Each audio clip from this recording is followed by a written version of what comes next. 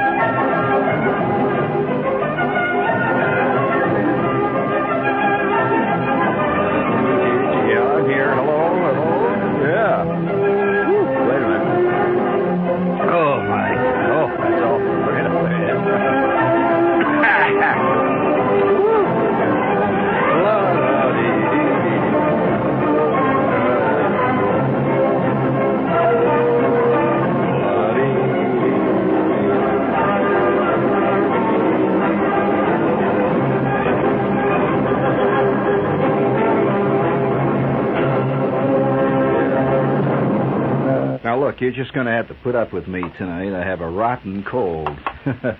Hey, listen, speaking of rotten colds, did you ever get a chance to see... you ever watch those movies on late TV? You'll never see them any other time. The Carry On movies, you ever watched them?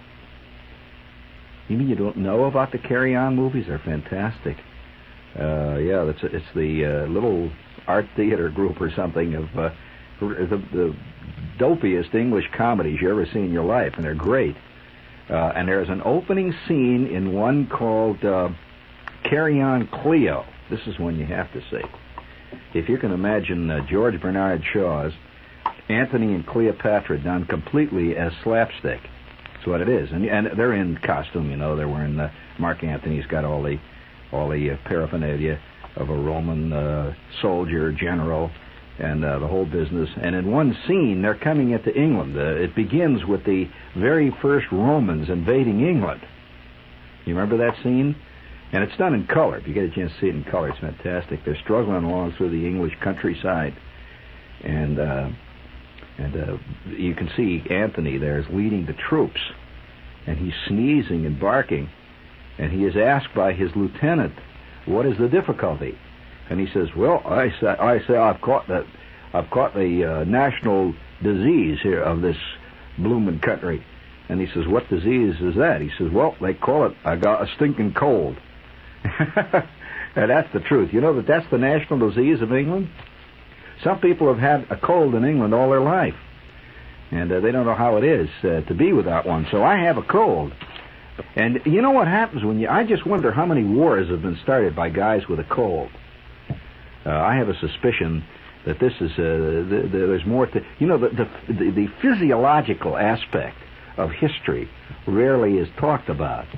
Like on that Sunday morning when Hitler sent the troops to invade Poland, it is a well-known fact that at that morning he had just caught a cold and was suffering from sinus trouble, and he was madder than hell. Vicks could have prevented World War II, given the right impetus. And seriously, I've got a cold, and I'm very, very serious. It's the first time I've come in here seriously thinking that I'm going to put a match to the 23rd floor here. You just toss it in and watch the salesmen running out of here like rats leaving a ship that's going down in the Sargasso Sea. Of course, most of the salesmen here don't know what we do up here on the 24th floor anyway. I wonder, have you ever wondered about that? Have you ever bought something at a place, like you buy a car or something? I mean, you've got this great big car, and it's $3,000 worth of junk all hooked together with little pieces of plastic and stuff, and something goes wrong, right? And you write to this company, you tell them about it, and you get this opaque letter back. Thank you very much for your interest, they will say, after you've complained that the transmission fell out, and you discovered last week that your differential was made out of silly putty. And they'll say, thank you very much for your interest. We always like to hear interesting letters from our customers. If you have any other comments, please write them to the Customer Research and the Customer Affairs Department. Thank you. And it's signed. And you say, what do you mean, thank you for your interest? Well, this is... have you wondered why this is so? Well, I'm going to propose Shepard's proposition, and that is that most companies are no longer in the business of creating a product. They are in the office business. That means you could take the entire staff from this outfit here and put it in charge of a company that makes soap flakes. They wouldn't know the difference. They just, the machines would continue to run. And now that's hard to believe, but it isn't if you're close to the scene. And in fact, Lee, you heard Lee Brown's famous proposition. When you're watching, now this is for you, Walt. You do a little criticism. You do, don't you? Well, okay. I am going to repeat for the benefit for those of you who might have missed it. Really a cosmic idea, and it is. Most ideas that really truly get to the core of things sound on the surface extremely simple. E is equal to mc squared. Well, that's nothing. That's a ridiculously easy. Even I, having the trouble I had in algebra, can understand is E equals mc squared. That's an easy one, Now that took Albert Einstein his entire life to come up with that. And when he laid it on to awaiting humanity, it seemed so simple. Everyone said, "What the hell? Why did we see this before?" And the next thing you know, atomic bombs are going off. So you see, the most difficult concepts seem at the surface to be the easiest. Why do they applaud Newton so much? Well, Newton was the first guy that discovered when an apple falls, it falls because something pulls it down. I mean, up to that point, they said, well, the damn apples just fall, nobody... That's right. He said, there's something that pulls it down. I call it the force of gravity. At that point, everyone said, oh, for God's sakes, of course. I've thought that for years. You just put it in the words. Well, that's the difference between Newton and you. Newton put it into words, and you just go around to the chock full of nuts and pick your teeth and think great thoughts and do not a damn thing about it. However, Lee's proposition solves so much of this. And I'm just going to repeat it for the benefit of those of you who might have missed it, because we've got a great deal of, a tremendous amount of mail on it. How many times have you watched a television show, especially a horror show? And, there's the great monsters hiding in the wall with the claws that come out. It's got these two ping pong balls for eyes, and they hear these mysterious sounds down in the cellar. And for some reason, known only to himself, the hero leaves the girl alone and goes out searching for something with a candle. And you say to yourself, why the hell's he going? That thing's going to get her now. What is it? You wonder why he did it, right? Nobody would do that in real life. There's where Lee Brown's proposition enters.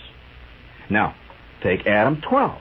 You see these two clouds driving around, these two klutzes driving a car around, and they're supposed to be, they get a call. They're going to break up a robbery, right? So it's a robbery now in process at 4th and La Brea, right? Well, what do? Turn on the siren. Therefore, letting the guys that are doing the robbery know that they're coming, and they let them know for blocks in advance. Why did he do this? Would anyone with his right mind working do this? Yes, under one set of circumstances. And this is where Lee Brown's proposition comes in. Lee Brown's proposition reads this way: because it is a movie. Now wait, that sounds simple. No, it is not. In other words, all of our artworks have lives of their own that have nothing to do with existence and rational behavior, because it is a film. That's why she didn't call the police. when that big gray slimy monster was crawling around on the outside with the ping pong balls for the eyes? Because it is a movie. Simple enough. Now that fits other things too. We just received a letter from one of our fellow victims out there. Says I've been shocked, in fact rocked right down to the ground by Lee Brown's proposition. I've applied it to various things. This could change criticism in a great deal. This is an interesting thing to remember, because it is blank. A film, a TV show, a play, especially a play. The plays have nothing to do with life. And that goes all the way back to Shakespeare. So this guy wrote, and he says, Shepherd, you've answered a question. He says, I've had this terrible thing. He says, I work in this office, and for years there's been something bugging me. Every time I ask a question of this guy who is my immediate superior, he mumbles and walks away.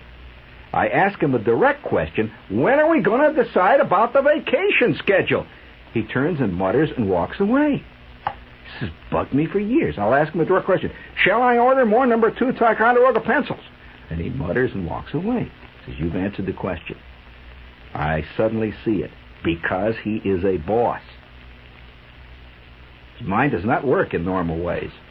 This not so simple. There's a great profundity there. E is equal to MC squared. And I'm just yes, indeed, Walt. And I am still worried very strongly about the impact of the physiological upon our daily life.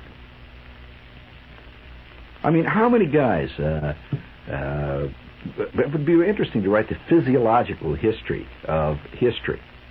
We've done the psychological history, you know. Freud was to write history. Here, for example, what do you think was going on with this guy? Here's a note from Montgomery, New York.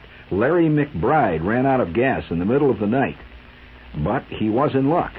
A friend came by and offered to drive him to a service station.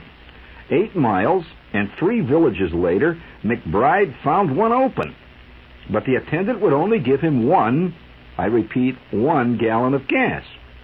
When he got back to his car, a 1952 Chevrolet, that's enough to make a guy mad right there if you know the car, a 1952 Chevrolet, he had no funnel to pour the gas into the tank. That really bugged him. He struggled around for about 20 minutes trying to get the gas in the tank, and it finally got to him. And with 15 persons watching from a nearby tavern, and applauding, I might add, McBride poured the gas all over the car, set it on fire, and walked off into the darkness. Now, there's a guy that, he stepped right out and did it, man.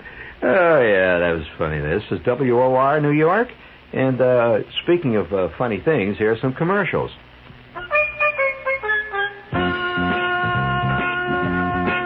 I feel so bad I could shout. My Burry cookies ran out. I got the Burry blues. See, I ain't got no Burry. I'm gonna sit down and cry. I ate my last gooder pie. I got the Burry blues. See, I ain't got no Burry blues. I think I will flip.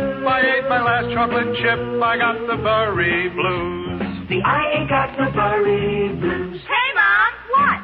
We need more. Why? Gotta beat the Burry blues. Yeah. So I went down to the store. I went and bought them some more. We beat the Burry blues. See, I ain't got no Burry. Chocolate chip Burry's best, and sugar fudge and the rest. We beat the Burry blues. See, I ain't got no Burry. Coconut macaroon, you didn't get here too soon. We beat the Burry blues. Mom, help your family beat the Burry blues. Buy delicious Burry cookies at your supermarket today. Which high-potency vitamin do physicians and pharmacists recommend most? Theragran and Theragran M with minerals by Squibb. The name Squibb on the label means that you have no doubt about the honor or integrity of the maker. And right now you can take advantage of a great special offer. Buy 100 Theragran or Theragran M tablets at the regular price and get 30 extra tablets at no extra cost.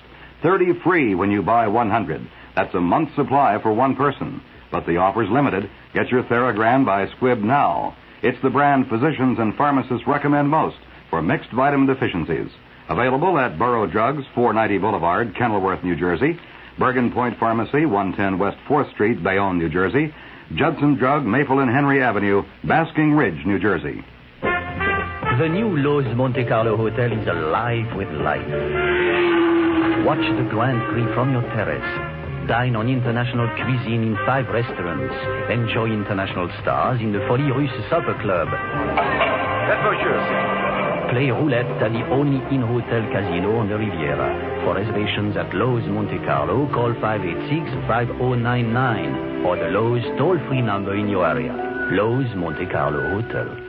You ever been to Islamorada? Islamorada. Well, I got a story about Islamorada. You don't know where Islamorada is? Well, have you ever been down to the Keys? Well, if you've never been to the Keys, you are in for a very interesting surprise. You know where the Keys are.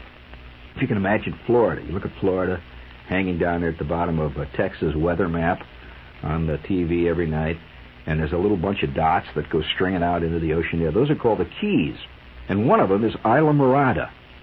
It's about, I would say, just guessing offhand, I'd say about 20 miles further south down the Keys from Key Largo. You remember Key Largo? Every time I think of Key Largo, I think of that movie. Remember the movie Key Largo? Who was in it? You know who was in Key Largo? That's right. But who was the bad guy in it? Bogart was not the bad guy in that. You never saw the movie? Oh, that's a great classic. That's a great classic.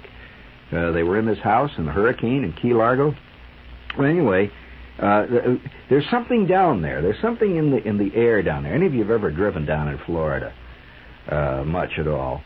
I don't think we've ever talked much about Florida, but most people, when they think of Florida, they always think of Miami Beach, going down and watching somebody in a nightclub, and that's one little tiny piece of Florida. But the Keys are something else. And here's Islamorada, Key.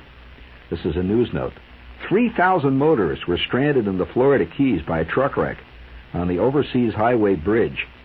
Now, that's a highway. You know, the highway goes all west. You can drive out of Miami, which is a big city, and drive south on US 1. And as you drive south, you just start going over water. Literally what happens. Next thing you know, you're in Key Largo. You just keep driving, and it's about 175, 180 miles over water. It's a fantastic drive. You go from key to key until finally you reach the end, which is down in Key West. That's the last key, the southernmost part of the United States. But this is a road. You've seen it in TV commercials a lot. Well, there was a wreck on the highway there here a couple of days ago. A truck flipped over, and there were 3,000 cars stranded, just sitting there in the sun. Now remember, this is Florida. This is not the Long Island Expressway. Now there's a certain nuttiness in Florida, as is the case in all tropical places. And they're sitting there in the sun, 3,000 cars. That's a lot of cars in a line. When all of a sudden, Dee Bernardo,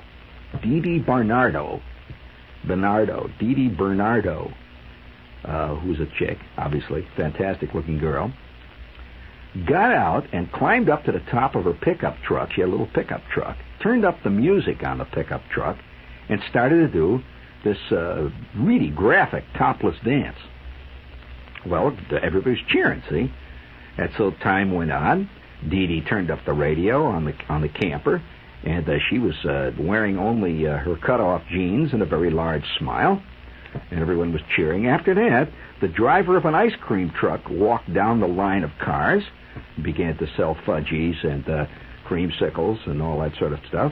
And then there was a guy had a camper and another one with a chauffeur-driven limousine. Both of them had bars in their things, and they started to pass out drinks. Well, the party was getting going. Next thing you know, people were climbing out of their cars and going down the side of the viaduct. That's a viaduct, you know, and they're swimming in the water. In the beaches, beach parties broke out all up and down the long line of cars, and a guy suddenly arrives, who incidentally was already in the crowd. It seems that there was a bait truck in the crowd, and he started to hand out shrimp and mullet to anyone who had a fishing rod, because the damn stuff was getting hot in the sun anyway, so he starts to hand out the bait. So the next thing you know, all these people are fishing off the bridge and dancing and singing, drinking a beer down in the water. And then within 5 minutes, guys arrived with beer trucks and started to sell beer. Well, this took 7 hours. And for 7 hours, the people were having this fantastic time. By that time, Dee Dee Bernardo had a fantastic sunburn. There were hundreds of people had tremendous hangovers. Some guys were taken back to Miami where they were given oxygen and resuscitated. Several people who took advantage of the bait man had coolers full of fish, and everyone was a little bit bugged when the traffic thing got straightened out. They started to drive. It says it just broke out. Now, I was in Islamorada. I'll tell you something about Islamorada. This is a story that I know I've never told this on the air, but many things have actually happened to me on driving in Florida, because this is a very special part of the world. Nothing to do with any other part of America. And life is extremely exotic down there. For example, here's an example of the kind of thing you run into. One day I'm driving across Alligator Alley. Now, Alligator Alley is a road that cuts right directly through the Everglades. This is an absolutely trackless waste. Fantastic place down there. I mean, because you know what the Everglades are. But you don't really appreciate the Everglades until you see them. There's nothing like them. They're unique. It's a giant. Did you know the Everglades really is a giant, wide river that flows south out of Lake Okeechobee, which is this tremendous lake in the central part of Florida, a big, flat, shallow lake. And the water flows south in a great, vast stream, slowly moves south, and it's tremendously wide. And, of course, it's filled with just an endless mangrove swamp, endless weeds and cranes and alligators, and it's just tremendous down there. So, and absolutely lonely, dead silence. So one day, I'm driving across Alligator Alley. Now, a lot of people get nervous driving across this, and there's a reason. There's no gas stations. There's nowhere to go. There's no place to get tire, air, or anything else on this road. It's about, I think, let me think here now. It's about 75 miles directly across. Goes from Fort Lauderdale on the east side directly over to Naples, Florida on the west coast. But all the way through the Everglades, this road cuts straight as a die. And it's hot. And you can see on either side of you nothing but the endless glades. But anyway, on this day, I'm driving along the glades, the Alligator Alley there, and I'm all alone, driving along, when all of a sudden my car started to heat up, the car that I was using, halfway across. And it's really hot. And it's up by the danger sign, see. So I said, I better let this darn thing cool off, and I better get some water in this thing. Well, there's water in the glades everywhere, see. So I just pulled off. There was a little exit, emergency pull-off. No exit, but an emergency pull-off where you can pull off, and had these little concrete tables and nothing but gravel there and the glade water. So I pulled off, and I was the only car there. And I pulled into this little gravel spot, and I walked down to the bank of the Everglades, and I found a bottle laying around there somewhere, a Coke bottle or something, and I scooped up some water. And I'm coming back, pouring. And by the way, when I walked down there, all these fish, this is fresh water, of course, all these fish were floating near the shore. And as I walked down, absolutely silent, you could see them all moving in a big school away from me. And there were cranes and herons standing. And I scooped up the water, came back, and put it in the radiator. And I was waiting for the car to cool off. When all of a sudden, I see coming over the horizon, I see a battered white Buick, and it's really battered. It's covered with this kind of yellow clay, and he's coming over the horizon, just booming along, and it looks like he's trailing a trailer of some kind, and he pulls along right opposite the cutoff, and he turns in, pulls down way at the other end, and I'm looking down at him. He's got this trailer. It isn't actually a trailer. It's a couple of wheels is what it looked like on the back of his car with some long flat things, strange-looking stuff in the back there. And I kind of wandered over towards this guy. We were the only guys. There's absolutely nothing but silence there.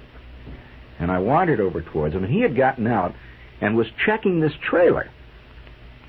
I walked over towards him, and at first I thought he was towing a glider. You ever seen gliders that people tow at the back of their cars? You ever seen this? because it looked like a folded-up glider at first. And I walked over to the thing, and I said, hey, I immediately, as soon as I got up to it, I saw it was not a glider, but it had something to do with aircraft. And, I could see what it was. It looked like two wings he had, two tremendous wings. But they weren't wide enough for wings, but they were definitely aircraft equipment. This tall, skinny, bronze, red-faced guy who obviously was a Florida Glades type, wearing chino pants, kind of mean look in the eye. I walked over and I said, what do you got there? I said, I thought you had a glider there first. I had to put him on his ease. I said right away, I said, I'm a pilot. It's okay, so I know something about it. And he said, oh, you're a pilot? And I said, yeah. He said, I got a pair of ailerons here. I said, ailerons? What you know what ailerons are, don't you? Well, ailerons are the big flap-like things that you see on airplane wings. When you're riding in an airplane and these things come down, there are two things on the wings. There's the flaps and the spoilers and the aileron. The aileron are what give the airplane its maneuverability. So, anyway, he says, I got a pair of ailerons. Now, you won't see this kind of stuff on 6th Avenue in New York. I says, you got a pair of ailerons. I says, what in the hell is that from? That's an awful big airplane. He says, yeah. He said, I got an old C-47. That's a DC-3. You know what a DC-3 is. And he says, I found, there was a guy I heard that was junking a DC-3 or C-47 out here someplace in the Glades, and I heard he had some ailerons to sell, and I wanted to come in and pick up a couple of pairs spare ailerons. I said, you got a C-47? He said, yeah, I sure have. I said, what do you do with it? Wait till you hear what he does with it. That's what threw me. I says, you got a C-47? He says, yeah, I sure do. He said, I got, you notice the back of the trailer. He says, I got a spare engine, too, I'm towing in. I said, yeah, I see it back there. And I was looking at the engine. An engine for a C-47 is a lot of hardware, by the way. And he says, yep. He says, I got a old C-47, an old Army surplus 47. He said, I bought here a couple of years ago. He said, I gutted it and rebuilt it. I said, how'd you rebuild it? He said, I built it into a camper. Guy's got a camper, see? I says, you got a camper that's a C-47? He said, yep. He said, I got it all built up nice and good. He said, I go out. He says, I fly it up once in a while up to Canada, and I hunt wolves and stuff. And I says, you do? And he said, yep. And away he went. So this is Florida. Any football fans listening want to know the Jets' season schedule? Well, grab a pencil. Ready? September 21st, Buffalo at Buffalo. September 28th, the Chiefs at Kansas City. October 5th, New England at Shea. October 12th, Minnesota at Metropolitan Stadium. October 19th, the Dolphins at Shea. Got that? No? Well, I'll tell you. Put the pencil away. To get the entire Jet schedule for the season, all nice and neat on a wallet-sized card, just drive into your local Chevron station and ask for one. That's all. Your local Chevron dealer knows and gives you the kind of trouble-free service and the great Atlas tires and batteries you want for your car. He also knows and gives you the kind of handy pocket Jet schedule you want for yourself. So for a Jet schedule, drive into your local Chevron station. And for the Jets games, tune into this station every Sunday. Oh, okay, let's see here. If you're into elephants, here's an elephant thing here. An elephant thing. It's a book. It's called Among the Elephants. And it's gotten a lot of great reviews. In fact, it was written by Ian and Aurea Douglas Hamilton. And they were out in the jungles of East Africa. And by the way, they have some wild jungles out there. And I was there, so I know. Nevertheless, they did a great book on elephants. And it's supposed to be a classic in its field. And it's called Among the Elephants. And it has fantastic photographs and all kinds of a lot of information about elephants, which are a rapidly disappearing species, by the way. And they got some good reviews, like, for example, Superb from the New Republic. And, of course, they've always been ape over elephants anyway. So, nevertheless, this book called Among the Elephants is worthwhile taking a look at. It's published by the Viking Press. The title again, Among the Elephants.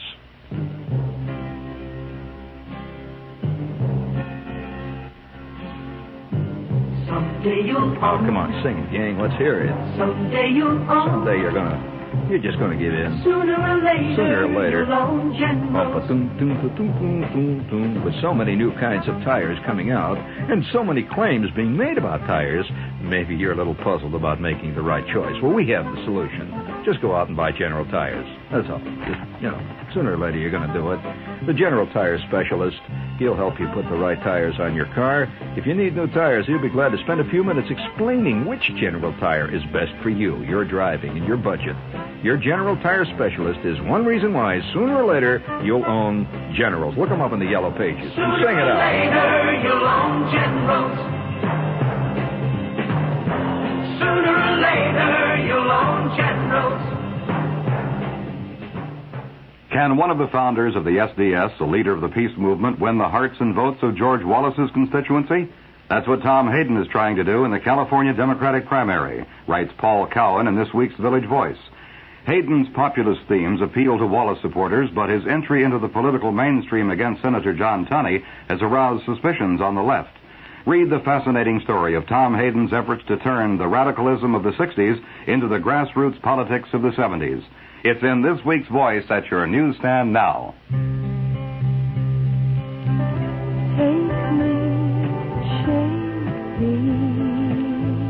Phone the European Health Spa.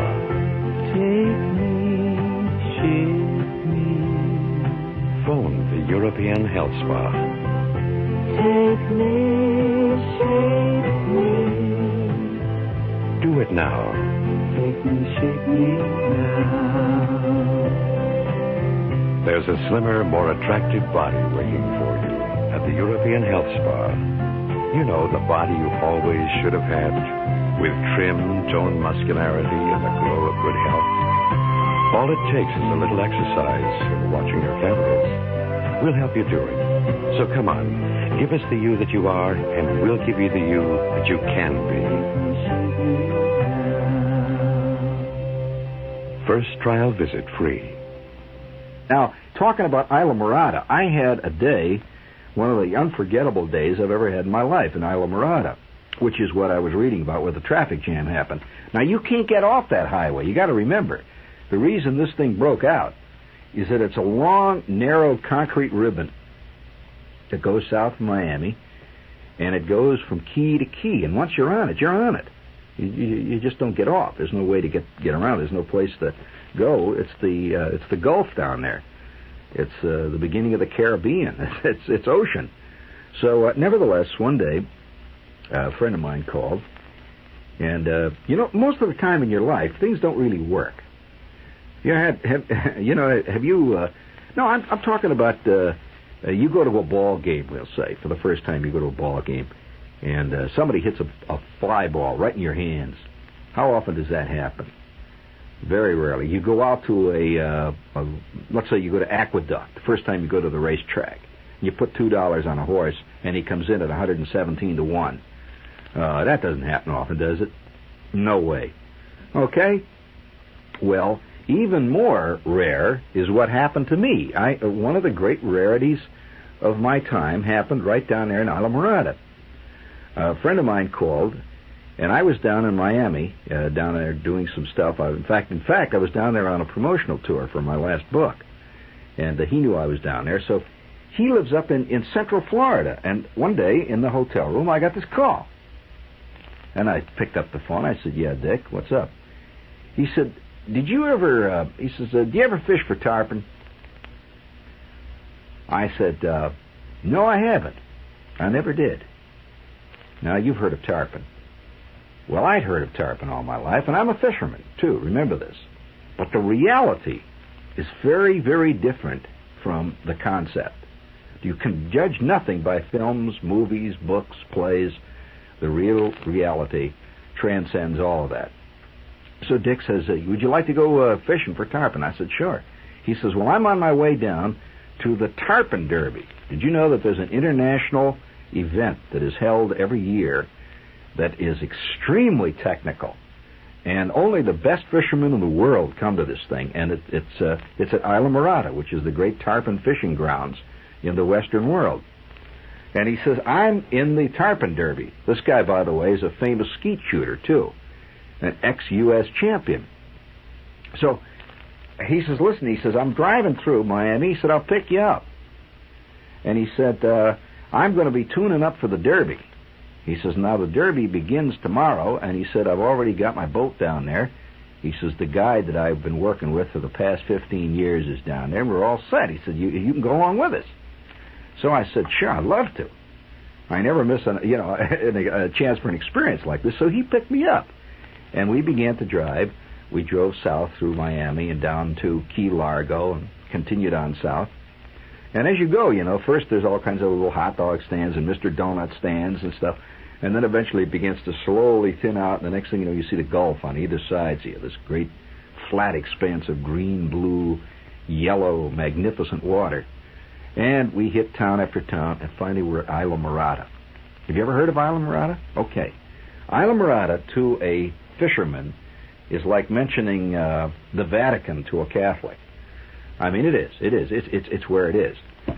So I had never done this before, and I didn't realize what I was getting into. So he said, "Look," he said, I'll get you some equipment here." He said, "But this is very technical fishing." And he said, all of the tournament fishing, the tournament gear that we use, everything is very carefully weighed and measured. They use special leaders. They use a special kind of tarpon lure. They don't use any live baits. But everything is measured and weighed, so that when they go out and the referees go out with them, it's under absolutely controlled conditions. So I'm no kidding. And he says, okay, he says, here's your rod now. He says, you've got your tournament equipment, and I'm going to give you this tournament lure. Now, the lure looks like a little lozenge. In this case, was painted red. A little lozenge of metal. It's about, an inch and a half, maybe an inch and a quarter long, about a quarter inch thick, and about an inch wide, with a single hook, one hook. And it has a little feather on the end of it, red or sometimes yellow. But it's a very carefully weighed piece of gear. It has to be exactly the same as all the other guys have got. So we got in the boat. Now the boat is a flat boat, an inboard boat, a flat fiberglass boat, very rugged boat, and we tore off out past the mangrove swamps with this guy who had never been out of the Keys. 40 years he'd been living in the Keys. This big, bronze-looking, laconic guy with a straw hat, lives in a houseboat. Reminds you of Travis McGee. So out we went into the Gulf, and we're going down through these mangroves, and off in the distance we see occasional boat off there on the horizon. So we finally got out to where we were going to fish. Now he drops a little anchor, and we lay in water that was no more than maybe 3 or 4 feet deep. You can see the bottom all around us. There's coral, and there's little weeds and starfish and stuff right on the bottom. The water is absolutely crystal clear. You can see every grain of sand on the bottom of this thing. We're sitting in there. I says, "What do you do?" And they were paying absolutely no attention to me, because these two guys were training and were warming up, were working on their tackle for the big day tomorrow. I was just sort of a passenger. They gave me this rod, and so I felt kind of foolish. And he says, "Well, you go up on the bow." He says, don't get in our way. And I'll tell you what you do. He says, "You see the tarpon. You don't just fish for the tarpon. You don't just cast in general. You see a tarpon. If you see a tarpon, well, you wait until he's just opposite the boat. If he's moving parallel to the boat or across the front, at that point," he said, "you have to drop your lure no more than 8 inches in front of his nose, right directly in front of him. He will hit your lure, theoretically, out of anger, not because he's hungry, but because something is endangering him. He sees this thing, and bam, he hits it, say. Now, he says, that's important. If you drop it too far away, they have very poor eyesight. He won't see it. If you drop it too far behind, he'll just swim away from the danger. You have to drop right in front of his nose."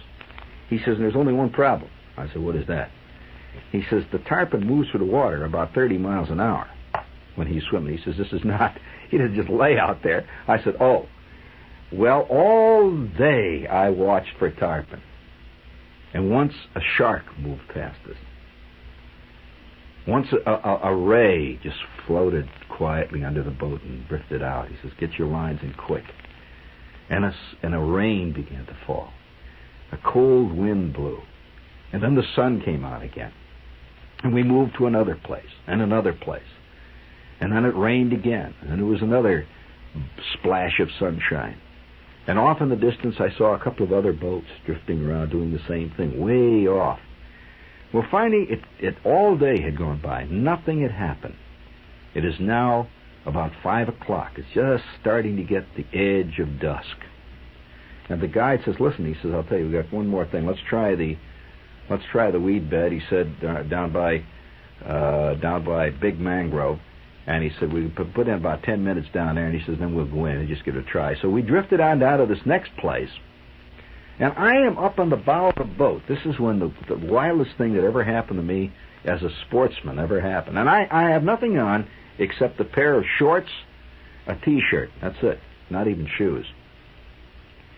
And I'm standing in the bow, and Dick and the guide were working back. All of a sudden, I see what looked like a shadow.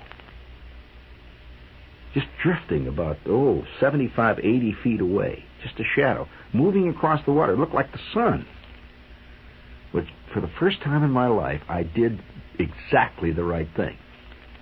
Now, how often, when the great moment arises, do you miss the foul ball in the stands when you brought your glove? Well, I shot a cast out. It was fantastic. That thing hit the water about 7 inches ahead of that thing's nose. It just went a little splat, and there was an instant, just a brief instant, when the bait hit, sent out a little shower of water, and boom, he hit. And the fish left the water, and in a great leaping, twisting, climbing turn, he landed flat on his side, and he took off. Well, it was a fantastic moment. He took off. He must have gone about, I would say, it looked like a half mile. I doubt whether it was that far, but he must have gone at least about a quarter of a mile. He just took off. And Dick and the guide leaped up. What the hell? There it is. I've got a fish. In fact, he took off so hard that this thing cut through the water and sent up a spray. My monofilament line was cutting the water. And finally, he stopped a quarter of a mile out. At that point, Dick says, don't do anything. Don't touch it. And I waited. And he leaped again. This tremendous tarpon took off again, flipped over in the air twice. And that was the beginning. I set the hook. And for 1 hour and 20 minutes with this light tackle, I fought this fish. You have no concept of what it's like to be hooked to the back end of 120 pounds of tarpon. It is an incredible experience. And at one point, I figured I'm not going to live. I'm not going to survive this. My stomach hurt, my back hurt, my head hurt. I'm standing on the bow of the boat. I don't have any of these harnesses or anything else on me, and I've got this thing stuck in my shorts, trying to fight it, pump it, and finally, after 1 hour and maybe 15, 20 minutes, I landed this giant tarpon. Well, now, when we came in, he was about 5 feet 6, 7 inches long, tremendous fish. When we came in, Dick looked at me and he says, some guys have been coming down here for 15 years and have never landed a tarpon. He says, and you land a tarpon, not only a tarpon, you land one over 100 pounds on your first cast. Your first tarpon, you say. Well, I've quit now. I quit when I was ahead. And whenever I think of the Islamorada, the Key Largo world down there, that's a whole separate world. And if you ever get a chance, you should drive south of Miami, head on down towards Key Largo, Key West. Make it all the way down to the end. That's a whole different world. This is Hemingway world, In fact, Hemingway made Key Largo famous until Truman came along.